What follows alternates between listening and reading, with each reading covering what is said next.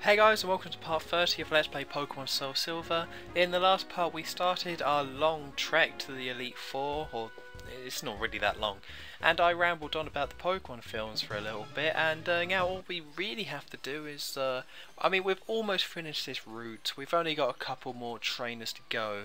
The reason why I stopped the part where I did is because, it seemed like a good time, and also because I had to go back to heal my Pokemon, because once you get to that safe house, you really can then, at that point, you can train which Pokemon you want to train, or try and give the XP to the Pokemon that needs it the most. Because once you fight a trainer, you can then just, oh no, the Pokemon died or is super weak, you can just go back to the house.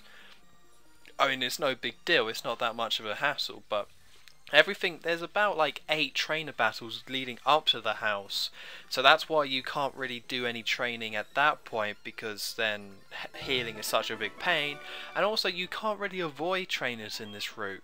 That's one thing that's kind of cool about it, but then again kind of annoying at the same time, is that you pretty much have to fight every trainer you see here.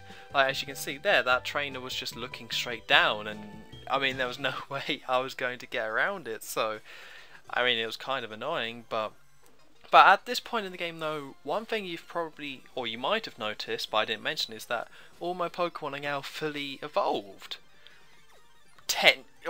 As evolved as they can be, because Megadude is fully evolved, York is now fully evolved, Hawkins,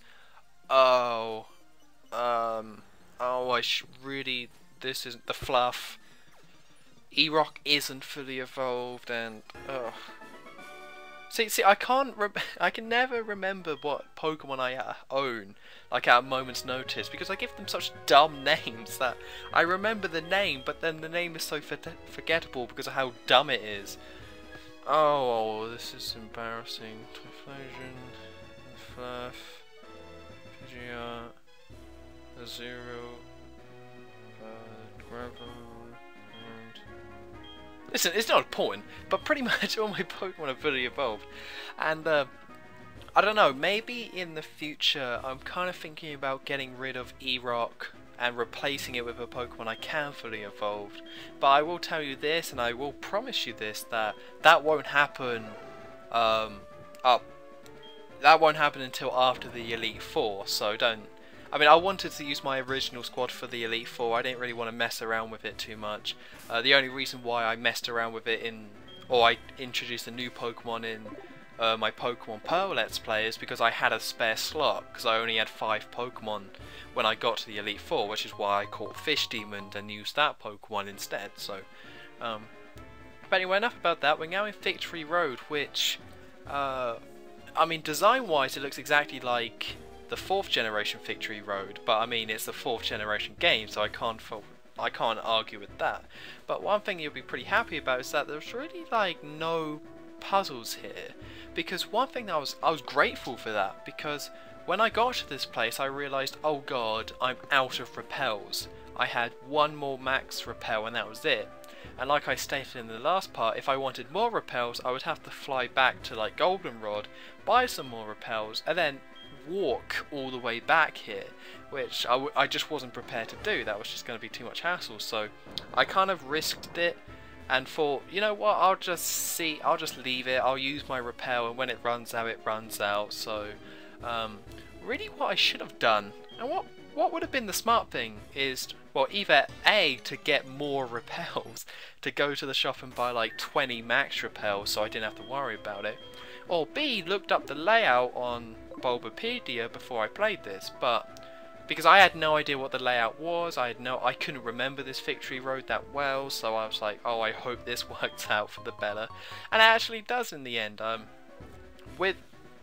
like this Victory Road. Well, I don't love it, but I think it's alright, because it's one of those things that you can, if you're just trying to get to the end of it, like I was, then you don't have that much trouble. It's actually not that complicated to negotiate. You can get to the end, and I'm already at the end, just trying to get to the end without, seeing everything else. If you want, you can spend the time to go find all the different items, push the boulder in the hole to win the prize, but I didn't want to do that, and the game didn't make me do it. and also there's no trainers in it, so you don't have to worry about leaving Victory Road the whole time to then to go heal your Pokemon and come back. I mean, that was the biggest problem with the 4th generation one, the Diamond and Pearl one, is that you had to fight all these different trainers, but you had to go back and heal if you were weak, and then you had to do all the puzzles again. But this one's pretty simple, and I kind of like that.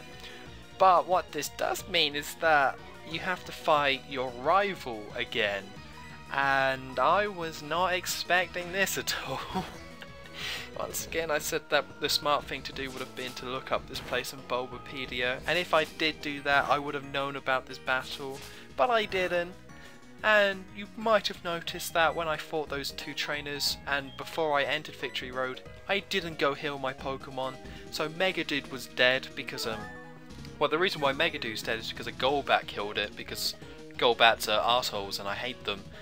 But sorry, it was just like, oh god, my Pokemon weren't that weak, but pretty much this is the last rival battle before the Elite Four, and I have to say, I'm sorry to say, that I did use a lot of items here to make sure my Pokemon were alive and were going to be okay doing this battle, because straight away his first Pokemon was Sneasel, and I could have just let Sneasel kill Hawkins, but then I thought, well, if I let Sneasel kill one of my Pokemon, then I'm going to have to, that's going to be a problem. I'm then only going to have 4 Pokemon, where he has 6 this time, because it's one of the final battles you do with this guy. He does have 6, so you can't really just let a Pokemon die, so I decided to keep Hawkins out. Another reason I decided to keep Hawkins out is that Sneasel is a Dark type, and Dark types were pretty much invented so Psychic types weren't as powerful, but what this means is that Dark types' weaknesses aren't anything normal, not Electric type, not Grass type, Water type, Fire type, Flying type, Normal type, none of them are super effective, so it's one of those types where you kind of do need to memorize exactly what is super effective against it, and I believe it's like Bug and Fighting, and I have no Bug and Fighting moves, so when it comes to Dark types I just try and take them head on and just send out my strong Pokemon and hope I'm okay. So his next Pokemon is Magneton, which I have York, and now that York is badass because it finally evolved, it just used Lava Pulp and it died in 1. That's just so awesome that happened, that's the way it turned out. So yeah, so Magneton can be a big problem if you don't have anything super effective against it, because Steel types are really tough, and Magneton has a stupidly high special attack, but luckily for me I had Typhlosion or York, so I was okay. Feraligatr is actually his strongest Pokemon, and I mean it's level 40, so that should give you a good idea about exactly how strong his squad is. This squad isn't that tough, I'll be honest. The main thing that sucks about this battle is that it happens at the end of Victory Road, so if you lose, you go back to the last Pokemon Center you were at, so you're going to have to go all the way through this route again.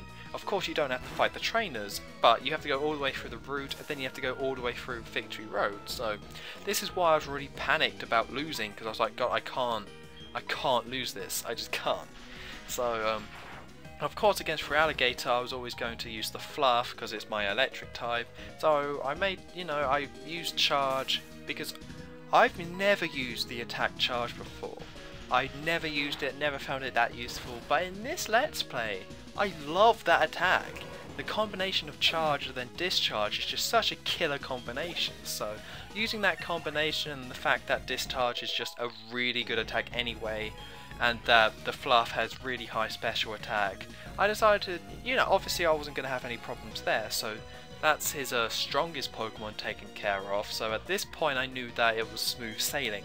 Because I still have 5 of my Pokemon left, the only one that is dead is Megadude, and he was already dead, so I mean, forget about it, I don't really need a Water type for this battle anyway, so so against Golbat I thought I'll go E-Rock, because Golbat is a poison flying type, so I thought I'd just play it safe and use E-Rock because he has rock attack, so I can use Rock Blast. Rock Blast didn't do anywhere near as much as I would have liked of it to do. I mean, I only managed to hit twice, which is kind of disappointing, and so here's the thing, E-Rock is, I'm probably going to talk about this more in the future, but E-Rock is just not as good as he should be because he hasn't evolved, And thanks Game Freak. I mean, thanks a lot for that stupid trading system. That's always a hoot. I mean, I can only complain so much about that because I'm using an emulator. That's why it's a problem. But I only have one 3DS, so if I wanted to trade one of my Pokemon in my actual Heart Gold game, I have to try and find someone else with a DS and a Pokemon game. It's a hassle. I don't want to go on about that, but... So next we have Haunter, which I could have sent out Mr. Sublime, but Mr. Sublime was level 38, so I thought I would just send out York instead, because I wanted, someone else to get the XP. So I sent out York because I knew that Lava Palm, even though it wasn't going to be super effective, it was going to do a decent amount of damage, and it did. And then the Haunter stupidly killed itself, which was really dumb, and I mean, that's embarrassing for it, but so... So his last Pokemon is Kadabra, and I thought I would just play it safe and send out Mr. Sublime, because Mr. Sublime has Shadow Ball, which can kill Kadabras pretty easily. Kadabra, I thought that if I let Kadabra live for too long, it was just going to do so much damage to my squad that, I needed to nip it in the bud straight away, so that's what I did. I sent out my strongest Pokemon, Mr. Sublime, hit it with a nice Shadow Ball, and yeah, end of story. Killed it in one. I mean, you can see how important type matching is in the end of the game. Like the point I made in the last part, that type matching really is crucial here. You need to make sure you're type matching in every battle, or else you're just going to get destroyed. So that's not the last battle we're going to do with our rival, or with Satan, because I mean Satan's everywhere. He's a bit of a dick. So yeah, but that's not the last one. So I'm not going to talk about him that much. But we won't see him at the Elite Four, which is a big change from the first generation, because that means he's not the champion, which is kind of interesting. I mean, his whole thing is that he's meant to be the strongest, but he's not the champion in this game, where Gary was. So that's kind of interesting. But so one thing I need to say.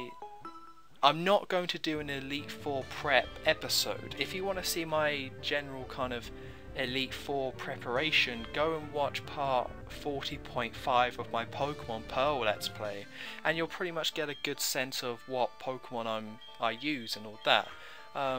But here, what we're going to see, I am going to quickly show off, because I did do training off screen. So here are all my Pokemon stats that I trained my Pokemon up to when taking on the Elite Four.